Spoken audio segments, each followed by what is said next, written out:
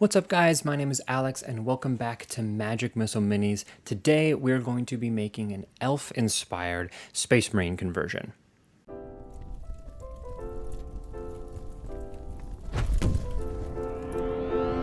I start with the basic assembly of the miniature. I take my craft knife to cut the pieces out of the sprues, and then make sure to also use my craft knife to cut away any sprue tabs before I start putting all of the pieces together.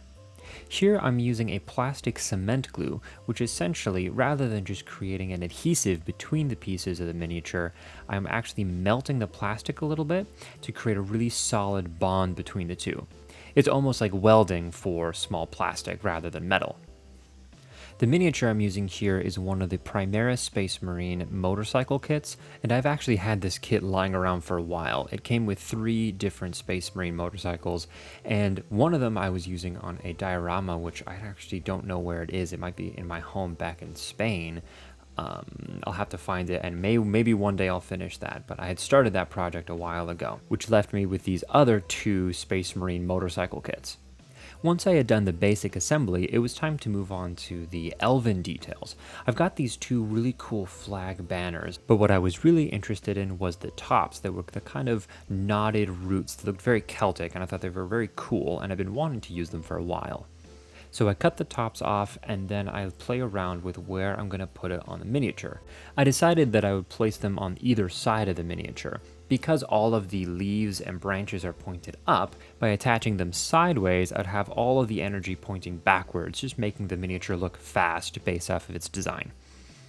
So I take more of the plastic cement glue and attach those on, adding the cement glue around where there are the largest points of contact and just nudging it with my finger to make sure that everything's in place and not moving. I then repeat the process on the other side.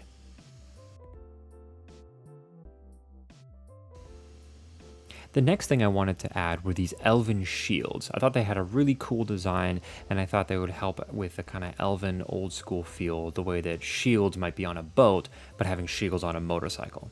I decided to add them to the front of the motorcycle, covering up a little bit of the banner tops that we add to the side of the motorcycle, but I didn't really mind because there were some seams that weren't cut properly, and I would have had to go in with some Milla stuff or green stuff anyways to make it look really neat, but this way I just could slap these shields on the front and not really worry about it. One problem I hadn't noticed were these notches that you can see here that I had to get rid of somehow because otherwise it wouldn't be symmetrical. So I take my saw and I very carefully cut off the top of these pieces. Because of the way it's beveled and rounded, by doing this, I would actually get a really clean bevel around the regular circular shield and get rid of the extra little filigree bit that isn't even on both sides. If you don't have one of these craft saws, I really recommend it if you're doing conversions. It makes a lot of this kind of stuff way easier. If I had to use only my craft knife to do this, it would have been such a pain, especially since it was already on the model. But with the saw, I can just saw away at the detail and then clean it up later with my craft knife once I had gotten the major part of the detailing off that I wanted to remove. Which is exactly what I do now, taking my craft knife and cutting off some of the larger bits of detail that were still left behind, as well as scraping with the side of my craft knife to make it nice and smooth. I then repeat the process on the other side, which leaves me with a nice symmetrical shield pattern on the front of my motorcycle. After that, I start adding some of the other details onto the Space Marine. I add his power pack, and I also add 2 arms. The one arm I have is going to be wielding a chainsaw, and I wanted to eventually, the plan is to give him a goblin that he's going to be chopping in half with that hand. So I'm very excited to add all those details, but we'll get to that eventually. I first add the head. So here I make sure that I'm angling it correctly. Again, I'm going to have him chopping this goblin up, so I make sure that his eyes are facing towards the sword, because otherwise it would feel a little weird if he was doing it offhandedly, attacking somebody, not really looking at them. Because these Space Marines are meant to be inspired by elves, I take this long tassel piece from this random banner that I had found, and I chop that off to be a ponytail. I felt like because he was supposed to be elvish, having the long flowing hair kind of pulled up into a ponytail just made a lot of sense. So I take some more of the cement glue and I stick that onto the back of his head. I'm going to come in later on with some green stuff to add the rest of the hair. I also, to make sure it's nice and steady, attach it with some more of the glue onto the power pack so it's not just hanging on to the head. The next part I wanted to add was another shield in the back, and I had this really cool shield that had some like banners attached to it, but it used to have two. I used one of the other ones for another project, and also the banner wouldn't be flowing with the wind, so I chop it off, cut off the extra little bit of pole it was attached to, and then reattach that to the rest of the banner at a much more sharp angle to make sure that it looks like it's flowing with the wind. Before I attach it back to the banner, I make sure I attach the shield to the back of the mini, and that way I can actually make sure that the banner that I'm attaching flows correctly. I try to make sure that it's actually lined up with the hair so that all the wind, so to speak, of this miniature is flowing the same direction. Then it's time to add the goblins, or the Gretchen. I had a couple of these left over from an old conversion I had done, and since one of these guys was getting chopped in half, it was time to take my saw and chop him in half. I used my craft knife to clean up some of the edges and get rid of some of the extra pieces I wouldn't need before figuring out where exactly I wanted to place him on the saw. In order to make sure that he looked like he was actually floating in air, I cut off his feet and then reattach them after cutting a little dent into them so that they hang down a little bit more. I tend to do this a lot with these guys, and it's a really easy little thing you can do to make them look like they're floating in space by just making their feet dangle rather than be perfectly flat.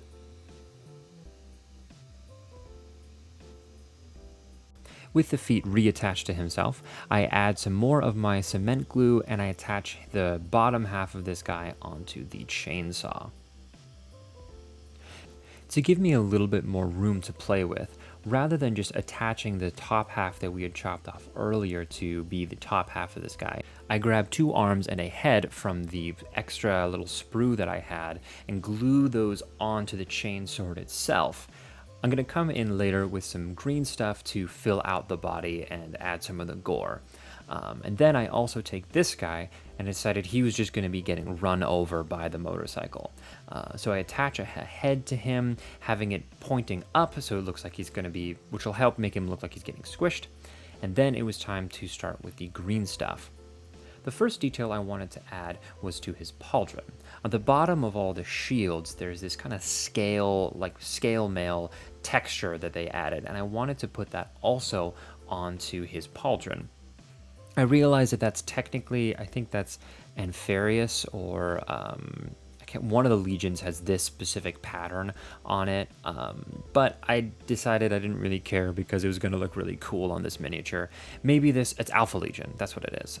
Maybe this guy is technically a part of the Alpha Legion in some capacity, but to do this, I tried a couple different methods. The best one was to use my needle and make the top corner and then come in later to emphasize the actual single scale. I was thinking of doing this on both pauldrons, but after doing it once, I really didn't want to do it again, so I decided to just leave it there. The next step was to work on some gore for the grot that we were making. I will apologize. I know that my parents and my grandparents watch this, so it's a little gory and a little nasty, but I don't know. I think it's kind of cool. The way that I work on the gore is that you need to make sure that for all of the kind of goopy bits that spread out from the main body of the gore as it splatters, it always has something at the end of it, so it's heavier on the outside. It's like a big, large droplet. There's something heavier at the end, and that's the reason that it's going faster than the rest of the blood and gore that you're sculpting. So you always want to make sure there's like a bit more material at the very end of the longer like splatters to just make it look more convincing. I sculpt a couple of these onto the base. Once they set, I'm going to then add the extra texture onto the back before I attach them to the miniature itself.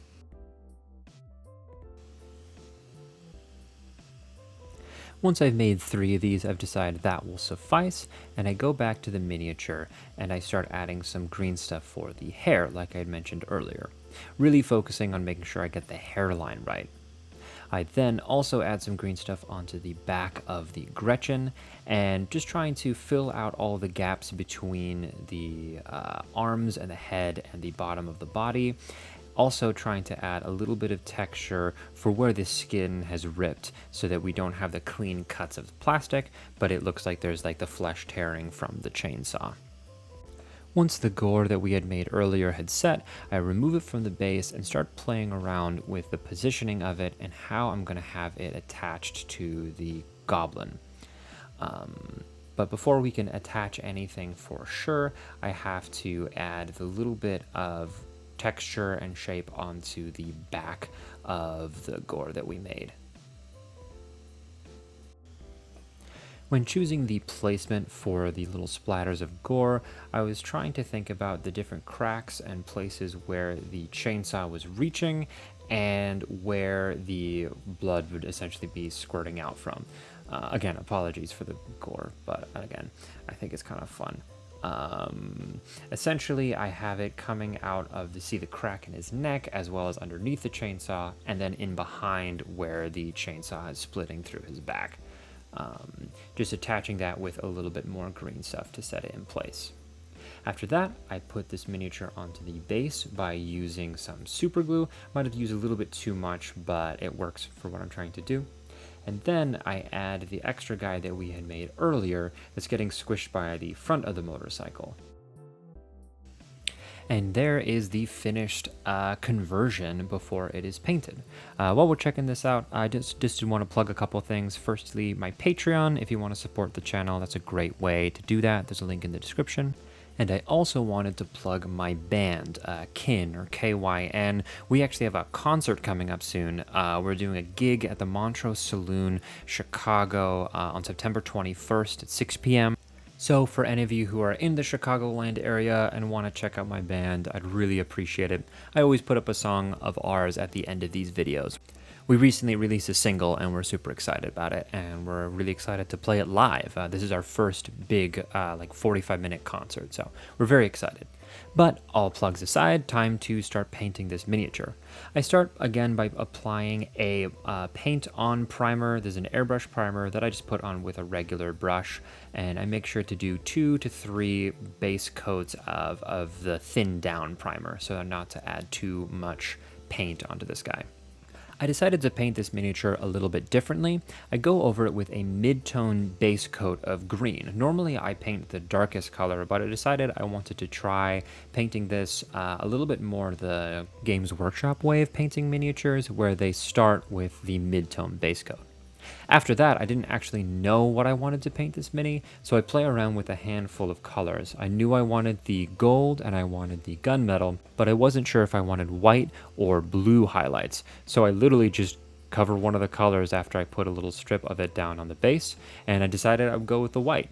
So then I go around the entire miniature, painting the shields, painting the flag as well white, and all the other details that I wanted to be white. The key with white is you need to put on a lot of layers of white to make sure that it actually works. Here I put on maybe 4 or 5 thin down coats just to make sure that I was getting as solid a color as I possibly could. Once I'd gone around the entire miniature with the white, I then start doing the base coating for all of the gunmetal. The main part was these 2 exhaust ports from the back of the bike, and also the 2 guns that are peeking out of the front of the bike as well, which I always forget are a part of these miniatures, but it's a really cool little detail for the motorcycle, the Space Marine motorcycle kit. I also go around the model with some more of the gunmetal, and I add it around the edges of the shields as well as his pauldrons to act as the main color for any of these edges and bevels, since I wanted the gold to be used as more of a detailing color. Which is what I do next. I start by painting these patterns that we had added with the gold, because I knew as soon as I put these on, I wanted these to be gold in particular. I go around trying to do about 2 even coats to make sure that the gold really shines, trying to get under these little details because they're kind of tricky to paint without getting onto the main body of it. I also add the kind of metal scale mail part of the pauldron in the gold.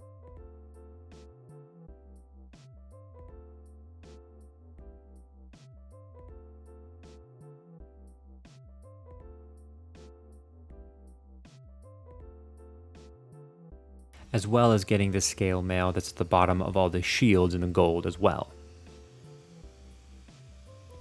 I also make sure that I add some gold paint on all of the little lettering, the elvish lettering that's on the shields.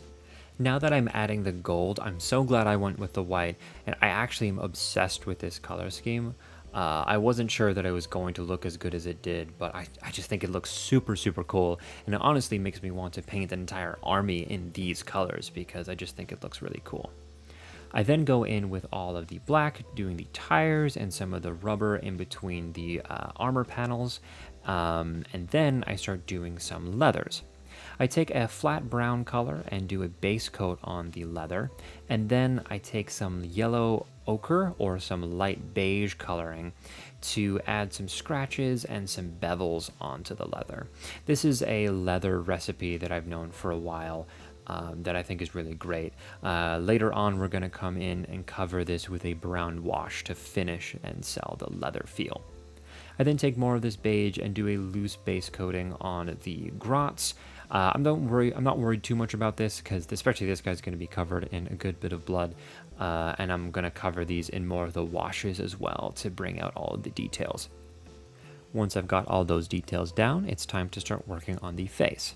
I start the face by doing a base red color that I then come in with some of the beige while the red is still wet and start mixing those two colors together. And I just keep doing that and repeating the process until the highlights are where I want them, and this way it has a nice red undertone, which just makes the skin tone feel like it's still alive and not just a really flat beige color. It just really helps sell the look. In order to do the eyes, I add a thin line of black and then add 2 dots of white in between them, cleaning them up with more of the beige. I then add a blonde color for the hair, since this guy's basically Space Marine Legolas in my mind. And then once I've done 2 thin coats of that, I go back over some of the places I had painted over the green and just fix those up to make sure that all of the green paneling is nice solid color. Once I've fixed up all of those parts, I mix a little bit of yellow into the green to create a edge highlight. Having not painted a Space Marine in a very long time, I forgot just how impactful edge highlighting is, especially for these very rectangular and square pieces of armor on this bike, just how much it brings out the details of the miniature. It's edge highlighting is a really, really cool technique that makes your miniature really come to life when it's got these sharp edges. I then add a little base coat of red paint onto all the gore that we had added earlier before I hit it with the blood effects paint that I have. For the blood effects paint, I actually try to be fairly intentional, especially when I work on the splatter painted onto the motorcycle itself, trying to make sure that I'm keeping in mind the fact that the motorcycle is moving, so that the blood that is spraying onto it is going to be spraying at a weird kind of curved angle from the actual splatter from the mini. And I think these are the details that really sell a miniature, is when you take your time to make something that could just kind of slather it on and hope for the best. When you're really intentional with where you place things like these little blood splatters, it really helps sell the finished look of the miniature. To finish this miniature up, I also add 2 washes. I first start with a black wash on the main body of the armor and the metals, and add a brown wash over all of the gold, as well as over our grots, to get into all the different textures and details and really just make the miniatures pop without doing too much work. And then, once I add a little bit of basing material, the miniature is finished. I'm really pleased with this miniature. I think it looks really cool. I love the paint job. Or I should say, I love the paint scheme. The paint job is fine. It's not, I don't think it's the best paint job I've ever done, but I do really like the color choices. I think those turned out really cool. Obviously, the goblin is fun.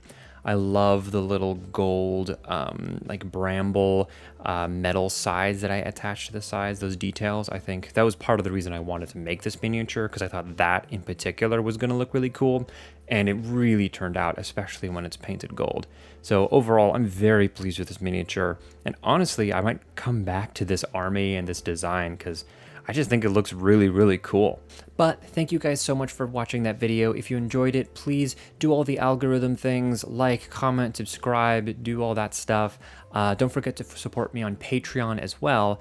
And don't forget to check out my band. Again, we have a show coming up in September 21st, Montrose Saloon, 6 p.m. So if you're in Chicago, go check us out. We'd love the support. But anyways, thank you so much for watching this video, and I look forward to seeing you in the next one.